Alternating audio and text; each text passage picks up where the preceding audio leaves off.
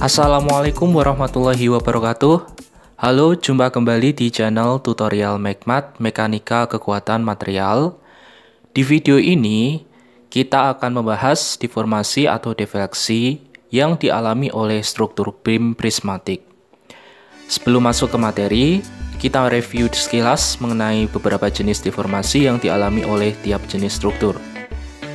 Yang pertama ada tie dan column, yakni struktur yang menerima beban aksial.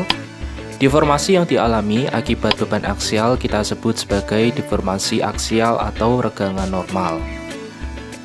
Regangan ini nilainya bisa positif, bisa juga negatif, tergantung dari arah bebannya. Apakah dia beban tarik atau beban tekan.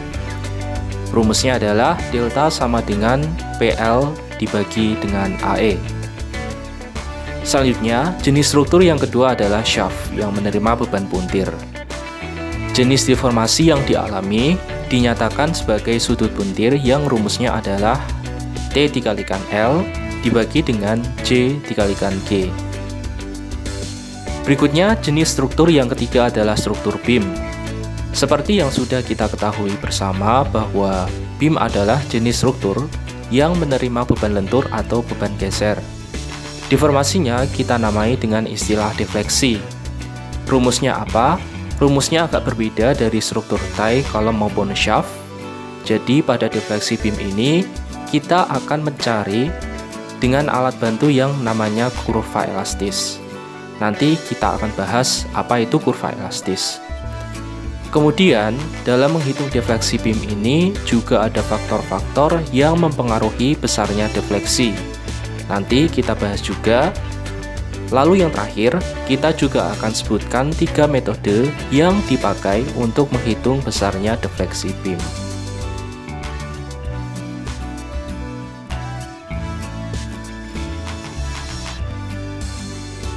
Nah, pertama kita masuk ke faktor-faktor apa saja yang mempengaruhi besarnya defleksi beam. Yang pertama adalah panjang beam. Di sini kita lihat untuk sebuah cantilever beam yang memiliki panjang yang berbeda dan diberikan gaya lintang yang sama akan menghasilkan besar defleksi yang berbeda. Artinya, beam yang lebih panjang akan mengalami defleksi yang lebih besar. Selanjutnya, yang kedua, sekarang untuk beam yang memiliki panjang yang sama diberikan gaya lintang yang berbeda. Apa yang terjadi?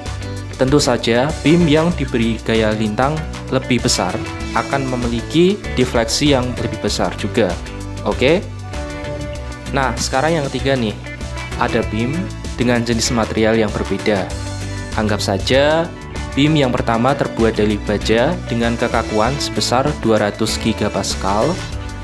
Beam yang kedua terbuat dari keramik dengan kekakuan 60 GPa.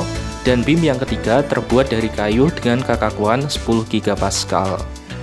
Maka, beam yang terbuat dari material yang lebih kaku akan lebih sukar mengalami defleksi. Oke? Artinya, ada pengaruh modulus kekakuan material beam. Selain itu, kalau misalnya kita gunakan beam dengan dimensi yang berbeda, maka juga akan berpengaruh terhadap nilai momen inersianya, di mana momen inersia penampang beam rumusnya adalah 1/12 dikalikan base dikalikan height dipangkatkan 3. Jadi ada pengaruh dimensi penampang beam. Nah, keduanya ini kita sebut sebagai kekakuan bending. Jadi semakin besar nilai kekakuan bending suatu beam, maka semakin sulit beam tersebut mengalami defleksi. Sampai di sini semoga dapat dipahami ya.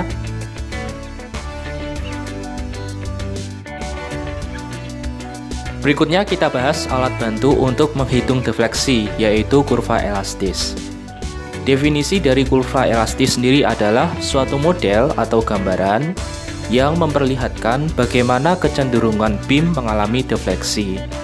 Di slide ini bisa kita lihat, kurva defleksinya digambarkan dengan garis melengkung berwarna merah. Saya ambil contoh untuk cantilever beam. Di kurva elastis ini, besarnya defleksi ditunjukkan oleh delta B di titik B. Kemudian ada yang namanya garis tangen di titik A, yaitu garis yang berarah tangensial atau tegak lurus terhadap kurva elastik di titik A. Ada juga garis tangan di titik B, serta slope atau kemiringan garis tangan B terhadap sumbu horizontal. Untuk menentukan besarnya defleksi di titik B, ada 3 metode yang paling dikenal, yaitu metode integrasi ganda, metode luas momen, dan metode superposisi.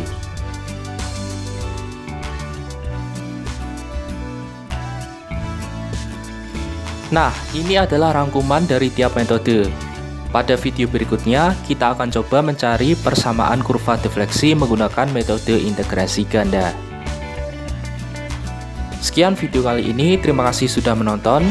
Tetap semangat dalam belajar, sampai jumpa di video tutorial berikutnya. Wassalamualaikum warahmatullahi wabarakatuh.